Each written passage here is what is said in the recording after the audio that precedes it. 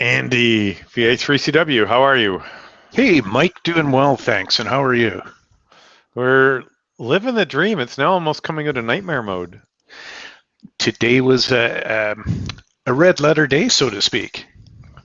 Yeah, here on VE3 land or VA3 land, as of today or midnight last night, you could actually sit at a table. Some Mike, pops, 807s. it was great. I managed to get out to a patio today with a few local hams, and that in itself was a feat, being able to get a table at a local restaurant, a choice one on the patio. But I think the best part of all of that, it wasn't the harp, it wasn't the BLT. There were a lot of people around who were very, very upbeat. For the long time that we've been locked down, at least here in Ontario, and I know lots of others have experienced the same thing. It was a great relief to be out there today.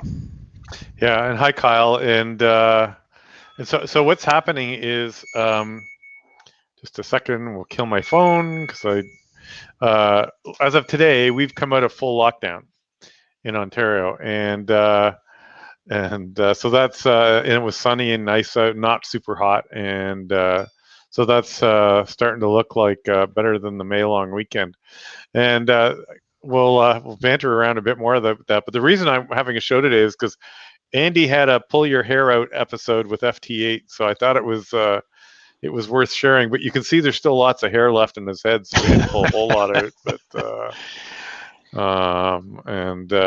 hi Stu, how are you? So these guys just hover on us, right? We'll see if we get DXCC today. But pooping, or yeah, it was a bit of yeah. Hey Andy, I'll let you answer. It was a bit of each, wasn't it? Bit of each. Now, Tate, while we're here, while we're waiting for a few more people to join, tell me about your Flex 6300 station and a hunk of wire, and what's going on right now, because this is pretty cool. Well, and I'll post a picture of it, of his blown up brand new station. let's start with a bit of background. I've been a condo dweller for the past 8 years. My wife and I have just recently moved back to a home. Part of this is pandemic related, employment related, and future related. So here we are, we moved back to the home, and I said to Mike, you know what, I've got to set something up here that I can get on the air quickly. Been accustomed to working with Flex now for a couple of years as a remote station. What am I going to do here? So I'll put the 6300 on the air. Ideally, I was going to put up an off-center fit dipole for 80. I mapped it out. Mike came up and helped me with a drone. We did a drone drop into a couple of trees, and I thought, you know what, this is going to be perfect. It's going to fit in there just right. Well, as things would turn out, the distance between those two trees and the tie points, not so good. Cut it back, and it's now an OCFD for 40 meters. It's up in the clear about 40 feet. Real quick look at the station. So LDG AT100 Pro 2, the 6300 obviously, and PowerWorks power supply. And a free rack. A free rack. Thanks, Neil V3SSD, and a free conditioned power bar from Mark Scola VA3HES rounds out the free implementation. This is sort of right behind your shoulder, right? It's just over to your right arm on the other side of the wall, right? The beauty of this being we don't have to have the radio taking up desk space. In fact, I got to his house and I looked and went, where'd you get the little desk? I mean, I don't think you could even play cards on that desk if you wanted to. If I just kind of roll out of the frame here, Mike, there it is. It's a very small desk. We used it for telecommuting or teleworking when we were back in the condo. I have yet to set up this vacuous space that I'm in. Eventually turn it into a decent shack. But for right now, as Mike points out, the rack is in the utility room, which is over my shoulder. And the operating position, the PC and the Maestro are in behind me. everything worked out great. The installation was a little bit arduous. We've got a terrible outbreak of gypsy moth caterpillars here, and unfortunately I have a slight allergy to them, and they've devoured lots of leaves on the tree out here and on top of it all.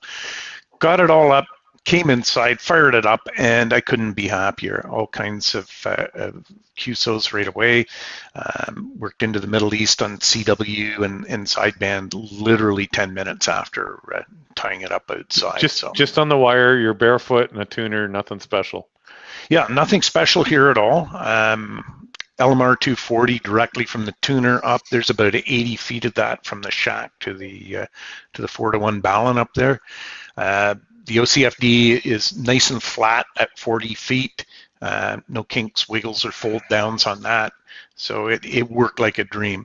Really on 40, 20, 10 anyway, no need at all actually to have the tuner in line. But interestingly enough, with the tuner, I'm able to load up on basically anywhere from 80 right through to 6 quite quickly. You know, I wanted to point out, you said LMR 240, and it was Bob Morton from Maple Leaf Communications that said for HF, like below 30 megs and reasonable distances 60 feet, LMR 240 is really a great idea because it's like an RGA8X diameter. It's 24, it's a quarter of an inch in diameter, but it's light. It's got great performance.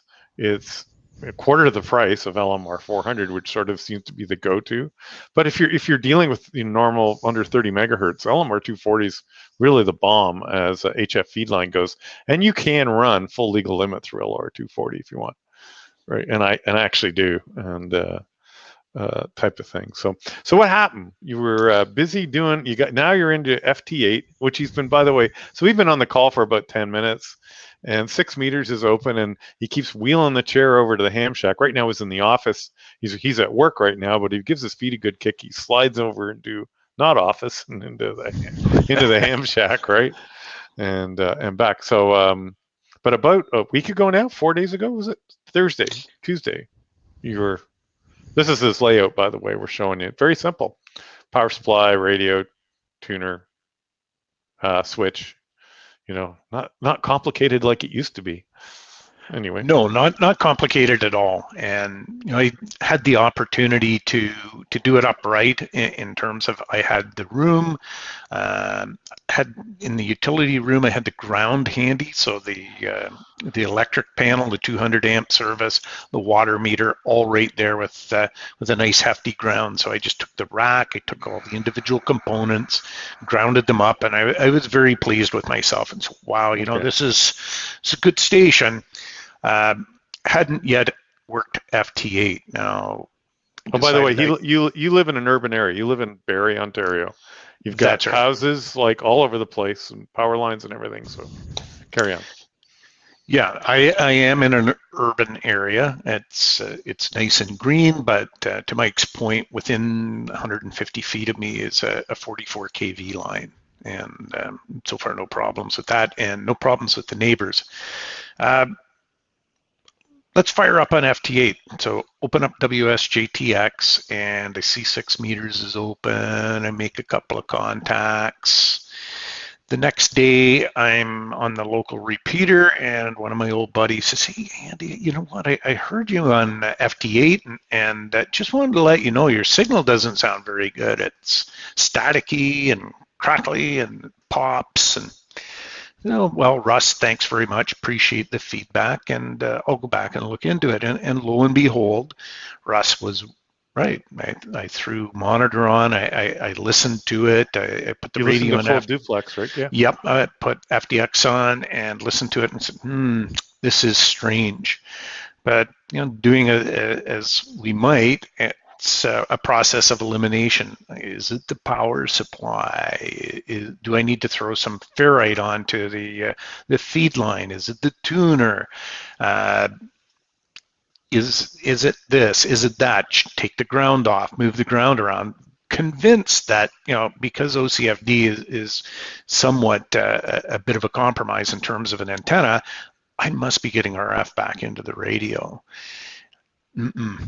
I was perplexed, and one of the things I did was I contacted Mike and I said, "Hey, Mike, I'm having some problems with this." And Mike's first question to me is, "Well, are you using Wi-Fi?" Yeah, but Mike, it's okay because the router is literally over the shoulder. And it's a brand new PC. It was like, what, a week old? Brand new PC, a router with fiber internet service, 500 megabits per second. The radio's connected on a 15-foot piece of Category 6 right into the back of the router. The only thing that's Wi-Fi is just from the PC over to the router. How could that be a problem? Okay, so we went on and you did, what else do we do? Ferrites, of course I had you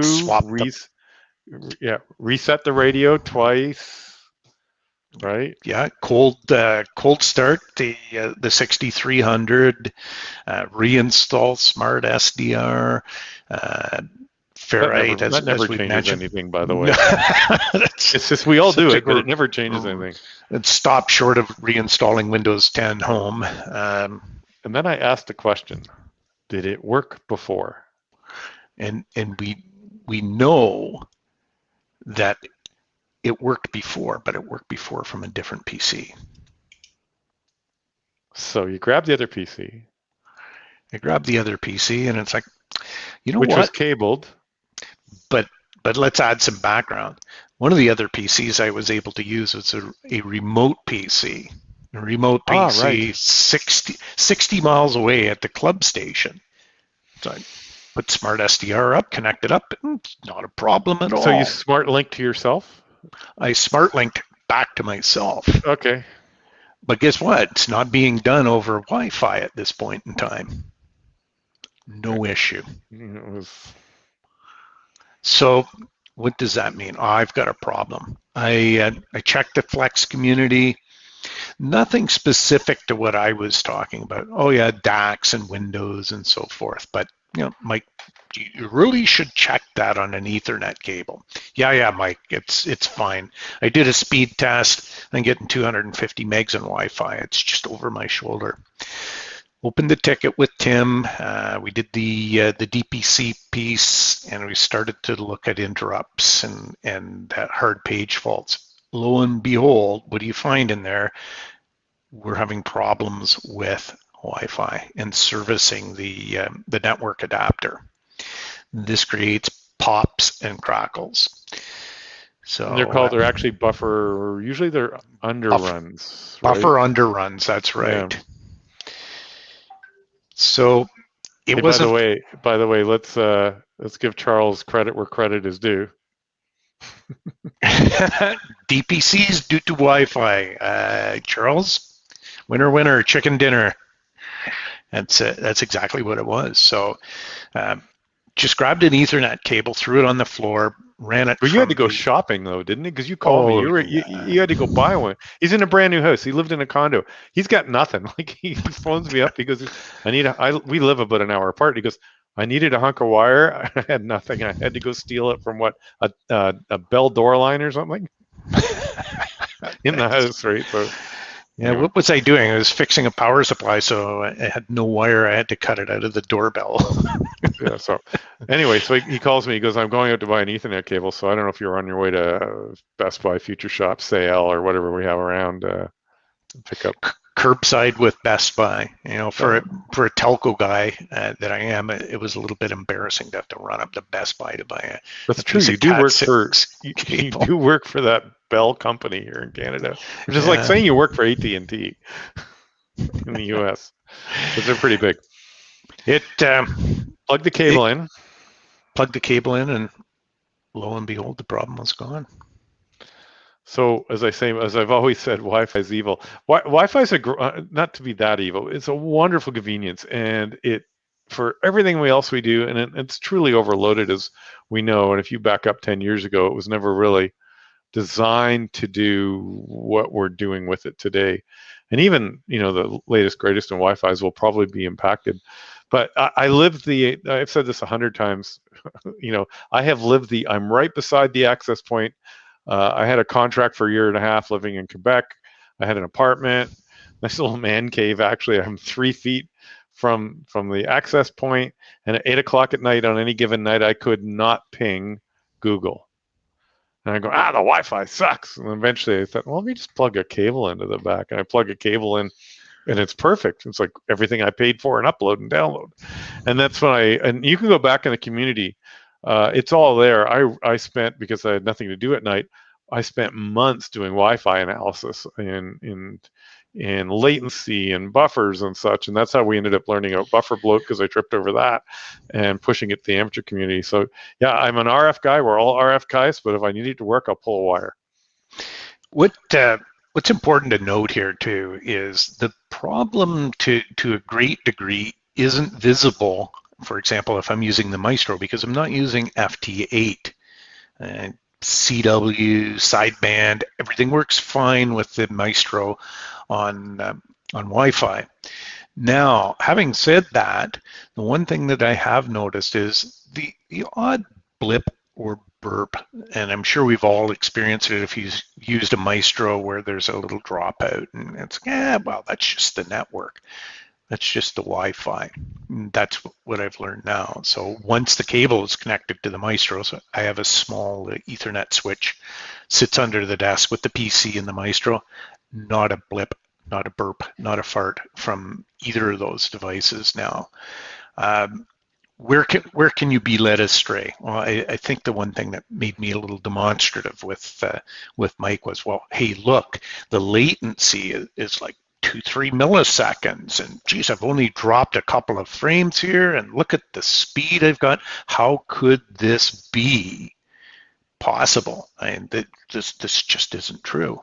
It is true. A good question: what if Wi-Fi is the only path? Couple of thoughts on that. If Wi-Fi is the only path, you're going to be faced with a couple of decisions. I think in my case, Wi-Fi doesn't work particularly well because there are a lot of devices in our home. We have a smart home. My wife is also a teleworker, and she's got a host of devices in her office. And I'm not all that far from neighbors. So if I actually go on and use a Wi-Fi app, I'll see all kinds of access points and other devices. You can be sure there's contention for that Wi-Fi space. But if you've got Wi-Fi and you're located in a rural area and it's only your network, chances are a little bit better that it might work for you. Wi-Fi on Windows 10 Home, Wi-Fi on a Mac, these are going to be different experiences. Mike, depends what processor you happen to be running. A lot of factors figure into that. Now, before we let go of that, is Wi-Fi the only path? And Mike, what else could we do? Keep talking, because I'm going to bring up a web page with a couple of options. I just want to go to Amazon.com instead of CA. But there are a couple of options, and they are options. So you could pull a cable. Andy's had a living in pulling cables, right? So you can talk about pulling Cat5 cables and whatever. So let me just get 2 tabs loaded and stuff I've played with, and Amazon.com. So tell about what they're like pulling cables. If you've got an unfinished basement, easy. Yeah, easy. Just go do it. Or if you don't have a basement, but I mean, we all have basements. Everybody has a basement, but that's not true. If you live in California, you don't have a basement, but can you crawl under your house and drag a cable, type of thing? Couple of options here. Pull a cable is one of them, right? So yeah, so it could be Cat5, Cat6. Could be, you could find a piece of coax laying around from your cable. Don't give that story away yet. Spoiler alert.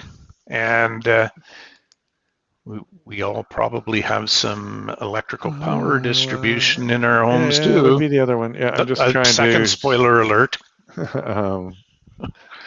Turn off a few things here. Okay, here we go. All right, so let me share this. I've said this before. This is no secret, and I'm going to go through this because I know most of you have probably heard this before. But these often get watched in by other people. So I'm trying to look at these little screens. Here we go. Share. So here's one. I have some reasonable success with, I guess we can put this back in, with TP-Link and other, they're called powerline. They're designed to move our radio signals, internet called IP signals over your power line. And they work really well if they're on the right phase, the right side of the phase, and they will work if they're on the wrong side. Well, don't worry about the phase. What does that really mean? It means that you may have to plug it around till it really works great. I've got a couple of friends who I gave these to a long time ago, and they're in their garage because that's where their workbench is, and they just plug one in by the modem. So you take one end, you plug it in by the modem, hook up a LAN cable to it, to the modem, and you go to the other end, and they even come in some models that have Wi-Fi built in, and there's a whole bunch of them, and they're actually not bad, and even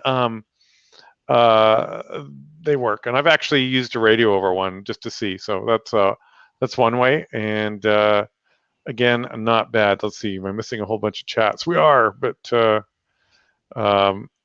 and I'll talk about channels and stuff, John, but when you do channel searching, there's just not there anymore because they auto switch. Here's the other one I've been having great success with.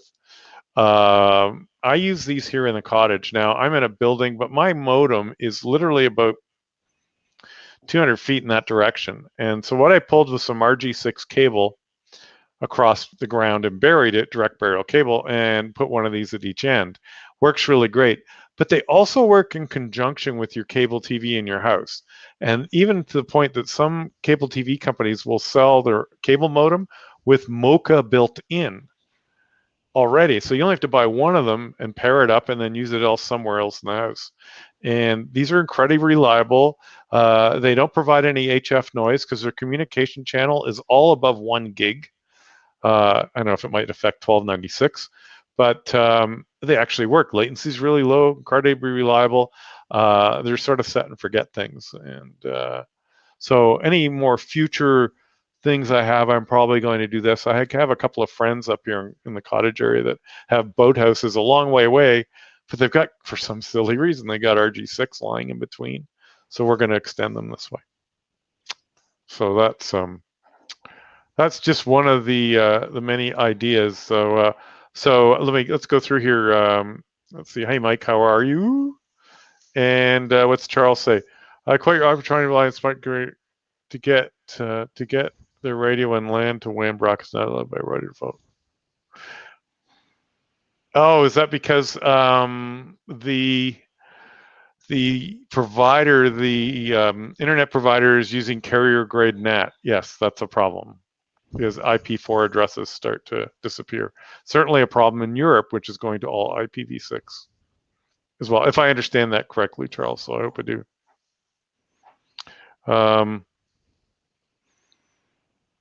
Yeah, that can happen. And by the way, if you've been a ham long enough and remember the days of packet radio when we were able to move, packet over VHF frequencies, and we were happy to get an email to our buddy in about a day at 9600 baud half duplex. That's exactly what Wi-Fi is like, because every transmitting node has to wait for its neighbor or give time for his neighbor, and Wi-Fi has to go through. Jose brings up a good point. I mean, there's certainly Wi-Fi noise from a spectrum that's super crowded or some interference. The issue here is that the PC needs to go and constantly resurface those packets. How does how does the PC deal with that, particularly if you need to deal with the packets in real time? In video, you can buffer some stuff up. You take a 250 millisecond hit in the video, it's okay. You're probably not going to notice it, but 250 millisecond hit on an FT8 exchange, quite noticeable. One of the other things that we didn't talk about, Mike, if the problem is related to the PC's ability to service a Wi-Fi network adapter, is get the Wi-Fi network adapter out of the PC and see if that is something that could help. So an external Wi-Fi device connected back into the PC, for example, with an Ethernet cable. That might pose an advantage, might also allow you to move the transmitter around a little bit. Could help. I can answer this one. Wi-Fi noise and frequencies. Just You may be surprised to know that on VHF there's only 3 channels, and they're 1, 6, and 11 if you're 20 megahertz wide. And those are actually settings in your access point. Well, wait a minute. There's channel 1, 2, 3, 4, 5. Well, the channel 1 is actually taken up by channel 1, 2, and 3, and down, 0 and I guess -1 type of thing at 20 megahertz wide. And then if you broaden that out to 40, you've pretty much consumed the entire 2.4 gigahertz Wi-Fi band. 5 gigs a little better. There's a lot more room, but it doesn't penetrate walls. So in the VHF, in the 2.4 gig world, a Wi-Fi signal going through a standard bedroom wall loses about 6 dB, and concrete floors even more. So keep that in mind if you're sitting in a room, and sure enough, when you get a modem installed in your house, where is it? Bottom floor, corner, closest to the street, and probably the furthest from anybody sits. So, and this is why we've come up with meshes and stuff. Charles has a good point. This is what I did in my house in the city, Charles.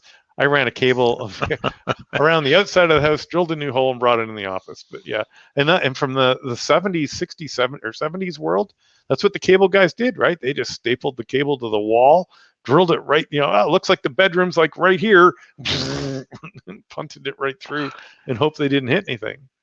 Right, so Arnie, I don't know where you are, but yeah, well, maybe you're in Tornado Alley, but yeah, in areas on a slab grade, you have no underneath. So anyway, but the MoCA stuff's pretty good. Arnie, I don't know. I've seen various ones in discussions when I was looking at online that they had MoCA built in. So Connor, you know where to find me. By the way, Kyle, has been doing training videos on Node-RED. So thank you, Kyle, for that.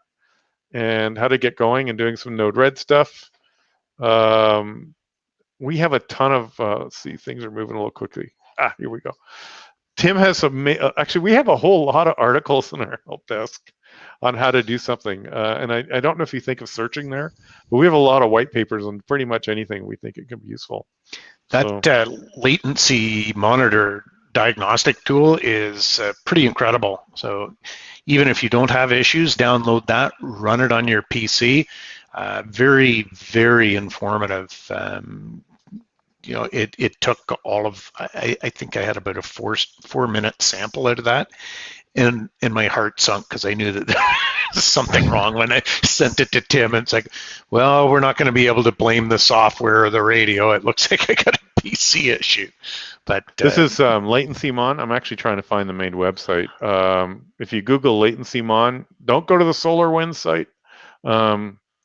They got really infected. Latency Monitor is a good tool. Trick is, can you actually interpret what you're reading? But it does come up with some good summaries, right? So the summaries are pretty intuitive.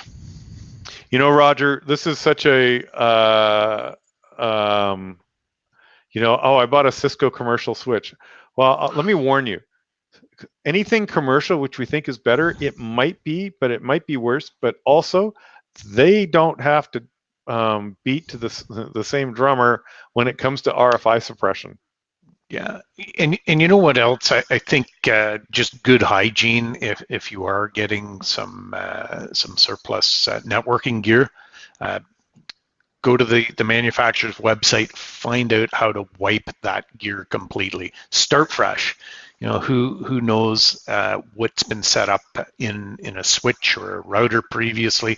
I probably point more towards switches.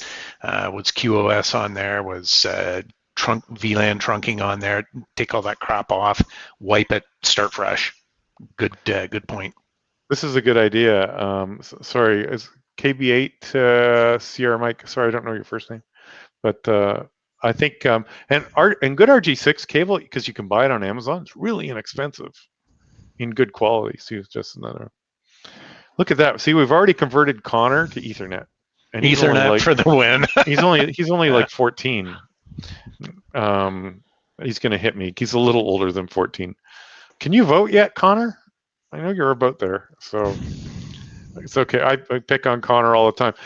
In all seriousness, Connor is part of Remote Ham Radios and the youth team, and a whole bunch of youths that are part of Remote Ham Radio. And Andy, and because I know you've hired a lot of people in your lifetime, you'll like the job that Connor's taken off of doing technical support over the phone for Remote Ham Radio customers. So to tell you, that's a really good life skill to have. That is a life skill that will pay you dividends later in your career, Connor. Good on you.